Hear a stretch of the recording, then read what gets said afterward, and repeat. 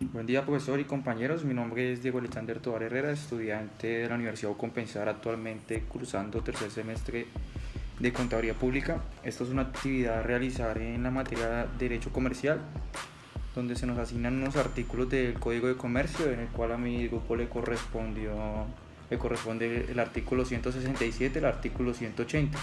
Nos conformamos por Reiner Barbosa, Brian Pinto y Diego Tovar. En este momento pues voy a exponerles y voy a darle claridad a estos artículos. El artículo 167 trata de una reforma de contrato social por transformación de sociedades. Una sociedad podrá, antes de su disolución, adoptar cualquiera otra de las formas de la sociedad comercial reguladas por este código mediante una reforma que se considere el contrato social. Las empresas, al igual que los individuos, pues estas precisan de una adaptación continua como el entorno que garantice de la mejor forma sus intereses. De este modo, esta adaptación permitirá la sostenibilidad de la empresa y la continuidad de sus actividades. Por esto se produce la transformación de sociedades. En momentos de donde la regulan, por ejemplo, sufre cambios que producen variaciones que perjudican a una compañía o sus accionistas. Las transformaciones sociales permiten la adaptación de la compañía ante esas situaciones en un nuevo entorno regulatorio. Cuando hablamos de un proceso de gestión mediante los que los procesos transforman su societario con el fin de que éste se adopte al nuevo entorno sin que éste pueda perjudicar las otras partes y la actividad de la compañía y los propios socios y accionistas. Podemos dar un ejemplo de este artículo, que es cuando podemos transformar la sociedad para limitar las responsabilidades de accionistas o socios. Podemos transformar la sociedad para cambiar el sistema estatutario si produce un cambio en las directivas, a la vez que podemos transformar las sociedades de la propia adaptación. Como decimos anteriormente, pues un nuevo entorno regulatorio.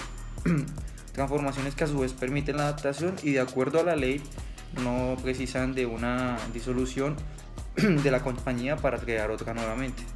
Ya con esto finalizamos el artículo 167, pasamos al artículo 168, donde vemos las aprobaciones de transformaciones que impongan mayores responsabilidades. Cuando la transforman, esta imponga a los socios la responsabilidad mayor que es contraída bajo la forma anterior, pero deberá ser aprobada por unanimidad.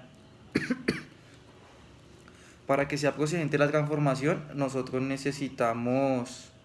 es necesario que la sociedad cumpla o reúna algunos requisitos exigidos por aquella a la cual se desea transformar.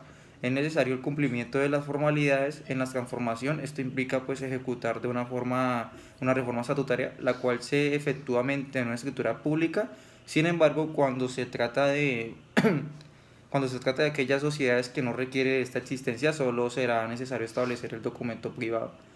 En dicha escritura pública debe insertarse un balance general, el cual ayudará a determinar el capital de la sociedad transformada. Además, pues es necesario que se encuentre aprobado por un contador público, por la asamblea o por la junta de socios, como lo exige el artículo 170.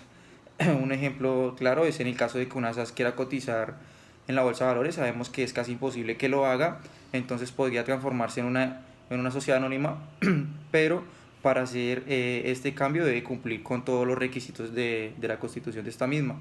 La cantidad de socios, que ya sabemos cuántos son, que en el caso de la SAS solo se necesita un socio, mientras que en la sociedad anónima se necesita la cantidad mínima de 5. Y para el caso del capital social o aportes de sociedad, sabemos que la SAS tiene un plazo mínimo se establece un plazo mínimo de hasta 2 años para que sus socios hagan aportes, mientras que la sociedad anónima es el momento de la creación de esta. Con eso finalizamos el artículo 168. Las funciones de las sociedades en el artículo 172 es la función de una figura jurídica que mediante una reforma estatutaria una o más sociedades se disuelvan sin liquidarse y traspase todos sus activos, pasivos, derechos y obligaciones a otra sociedad absorbente o para crear una nueva sociedad, si es el caso. Por ejemplo, las compañías A y B se fusionan para crear compañías AB, que es sociedad anónima. En este caso, de las compañías surge una nueva creación de personería jurídica independiente. También se puede suceder que de la función o de varias compañías no surja una nueva compañía, sino que una de ellas absorba a las otras. Por ejemplo, las compañías A, B y C se fusionan en cabeza de B, es decir, B absorbe a las otras dos compañías que serían A y C, quedando únicamente B, sociedad anónima, unida a todas. En el artículo 173 observamos la aprobación y el contenido de la función de la sociedad. Entonces, las juntas de socios o asambleas aprobará con el quórum previsto en sus estatutos para su función o en su defecto para la disolución anticipada en el compromiso respectivo que debe contener los siguientes. Nos encontramos con el primero, que es los motivos de la proyectada fusión y las condiciones en las que se realizará. En la parte 2 nos encontramos los datos y las cifras tomadas de los libros de contabilidad de las sociedades y que están interesadas, que hubieran servido de base de datos para establecer las condiciones en las que se realizará la función. Es como parte de adaptación. En la parte 3 nos encontramos con la discriminación y el valor de los activos y pasivos de la sociedad que será absorbidas y de la parte absorbente. En la parte 4 nos encontramos con un anexo explicativo de los métodos de evolución utilizados y del intercambio de partes de interés o cuotas o acciones que implicará la operación. Y en la parte 5 nos encontramos ya con todas las copias certificadas de los balances generales de las sociedades que están participando, de las sociedades participantes. Por otro lado, nos encontramos con el artículo 174 y es la publicación de la función. Los representantes legales tenemos que tener claro que las sociedades interesadas darán a conocer al público la aprobación del compromiso mediante un aviso publicando en un diario de amplia circulación nacional. Este aviso deberá contener los siguientes, que es: primero, debe contener los nombres de las compañías participantes, sus domicilios y el capital social o el suscrito, y pagado en su caso. El valor de los activos y pasivos en la parte 2 de las sociedades que serán absorbidas y del absorbente. Y en la tercera parte nos encontramos que la síntesis del anexo explicativo de los métodos de evaluación utilizados y del intercambio de partes de interés, cuotas o acciones que implicará la operación, certificación de revisor fiscal o certificada por el revisor fiscal si lo hubiere hecho, o en su defecto por un contador público. En el artículo 175 nos encontramos con el término de los acreedores para exigir garantías. Dentro de los 30 días siguientes de la fecha de la publicación del acuerdo de función, los acreedores de la sociedad absorbida podrán exigir garantías satisfactorias y suficientes para el pago de sus créditos. La solicitud se tramitará por el procedimiento verbal, esto prescrito en el Código de Procedimiento Civil, si fuere procedente. El juez suspenderá de acuerdo a la función respecto a la sociedad deudora hasta tanto se preste la garantía o se garantice suficiente o se cancelen los créditos. Vencido el término indicado en el artículo anterior, sin que pidan las garantías o otorguen estas, en su caso, las obligaciones de las sociedades absorbidas con correspondientes a garantías subsistirá solamente respecto a la sociedad absorbente. En el artículo 177 nos encontramos ya con el contenido de la escritura pública de función. Entonces aquí nos explica que, cumplido lo prescrito en los artículos anteriores, podrá formalizarse de acuerdo a la función en la escritura. Primero, debe contener el permiso de la función en casos exigidos para la norma sobre prácticas comerciales restrictivas. Segundo, tratándose de sociedades vigiladas, la aprobación oficial del avalúo de los bienes en especie que haya recibido el absorbente o la nueva sociedad. En la parte 3 nos encontramos con las copias de actas que considere la aprobación del acuerdo, si lo consideran así.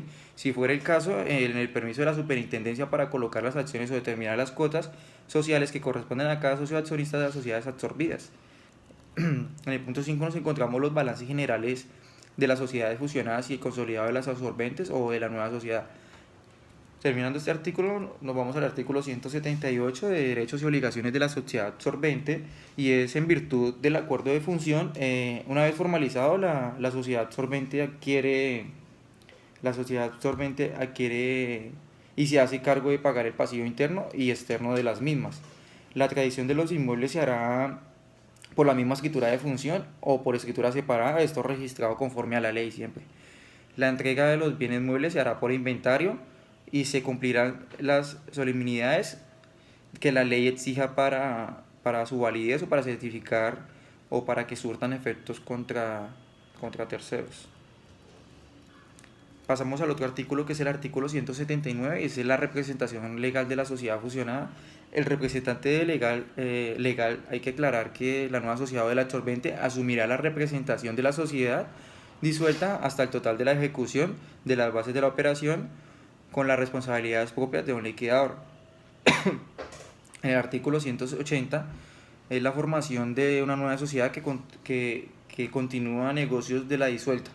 Lo dispuesto en esa sección pues podría aplicarse también en el caso de la formación de una nueva sociedad para continuar los negocios de una sociedad disuelta, siempre que no hay variaciones en el giro de sus actividades o sus negocios y que la operación se celebre dentro de 6 meses siguientes a la fecha de disolución. Y ya con esto concluimos la exposición, profesor, del artículo 167 y 180 del Código de Comercio.